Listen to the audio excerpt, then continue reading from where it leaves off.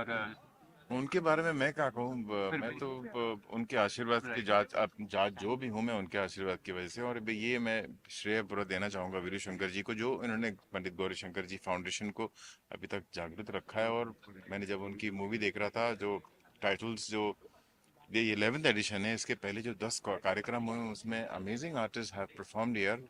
And I think it's a treat for the audience to get this kind of concerts every year. और इन्होंने उसको जीवित रखा है, ये बहुत बड़ी बात है। इस फाउंडेशन को और आगे ले जा रहे हैं और संगीत के माध्यम को आगे ले जा रहे हैं। इसके लिए मैं उनको बहुत बहुत शुक्रिया अदा करना चाहता हूँ। और आज हमें मौका मिला आज अपनी प्रस्तुति करने का। So thank you so much, and I wish all the best for the Pandit Gauri Shankar Foundation to go much ahead. कुछ जानते हैं गौरी शंकर फाउंडेशन के बारे में कि ये एक्चुअली ऐसे हमारे भाई लोगों की वजह से ये चल रही है, लगी से आगे चल रही है। राकेश जी वगैरह सब लोग आते हैं, हर साल आते हैं और इस चीज़ को आगे हमें सपोर्ट, इनका काफ़ी सपोर्ट रहता है। अपना समय निकाल के आके अपनी प्रस्तुति देते हैं और एक लोगों के लिए ट्रीट है कि ऐसी प्रस्तुति देखने को उनको मौका मिलता है। और फाउंडेशन का हम लोग एक स्कूल भी चालू करें सुजानगढ़ में, जहाँ पे बच्चों को संगीत की शिक्षा दी जाएगी और आगे उनको कुछ अपने पैरों पे खड़े हो जाए, कोशिश रहेगी। आज के दौर में जहाँ पे युवा जो है पश्चिम सभ्यता से इतना ज़्यादा प्रभावित है, कितना ज़रूरी है कि भारतीय सभ्यता को, भारतीय संस्कृति को और भारतीय संगीत। नहीं, पहली बात तो ये सवाल गलत है कि ऐसा नहीं है। हमारी आज हमारे जो गुरुकुल है पंडित हरिप्रसाद चौरसी जी का, वहाँ पे आप देखिए तो बच्चे भरे हुए हैं सीखने के लिए, यहाँ पे और भुवनेश्वर दोनों जगह। मुझे रोज कम से कम 8-10 फोन आते हैं कि हमको सब कुछ छोड़ छाड़ के बांसुरी सीखना है। मतलब संगीत की तरफ, हमारे संगीत की तरफ रुझान है, ऐसा नहीं है। हमेशा हमें ये सवाल मिलता, पर ये है कि ये घर वालों को भी जाता है कि अपने बच्चों को हम किस चीज में डालें। वो भी बहुत जरूरत है। घर में कौन सा म्यूजिक बज रहा है जो उनके कानों में जा रहा है, अच्छा लग रहा है कि नहीं खराब। जो उनको मिलेगा, जो हमने खिला पिला के बड़ा किया है, वो उसी तरीके से उनको लगेगा ये सही है। तो मगर शागिर्द बहुत हैं, स्टूडेंट्स बहुत हैं, और लोगों को इच्छा बहुत है शास्त्रीय संगीत सीखने की। गवर्नमेंट और कॉर्पोरेट का भी काफ़ी रिस्पॉन्सिबिलिटी होता है कि कॉर्पोरेट करें इस तरह के इनिशिएटिव में। बिल्कुल। वो बताइए कितना मिलता है जब। वो तो मुझे तो नहीं मिलता, पता नहीं, पर लोगों को मिलना चाहिए क्योंकि, और ये स्कूल में, हर स्कूल में शुरू करना चाहिए शास्त्रीय संगीत।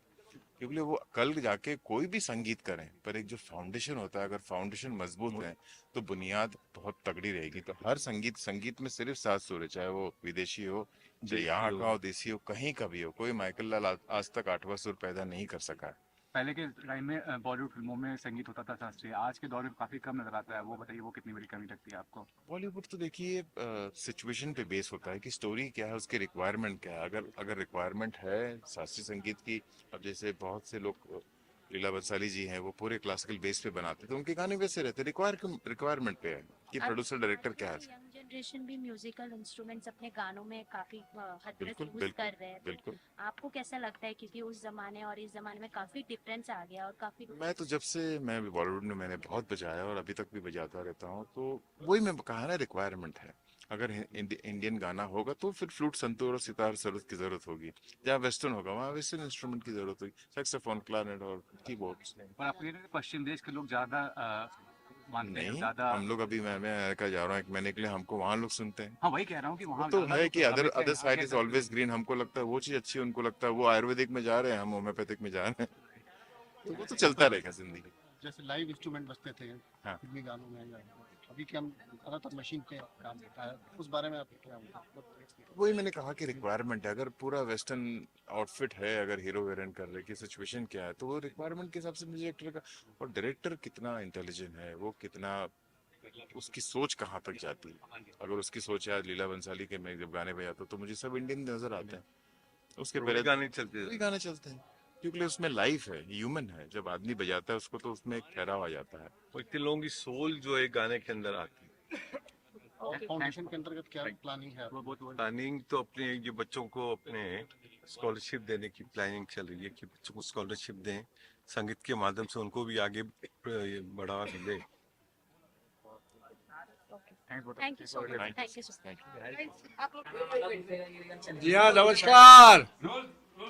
नमस्कार भाई, आज का ऐसा अच्छा हाँ आता हूँ 2 मिनट में। हाँ नहीं, आ रहा हूँ 2 मिनट में।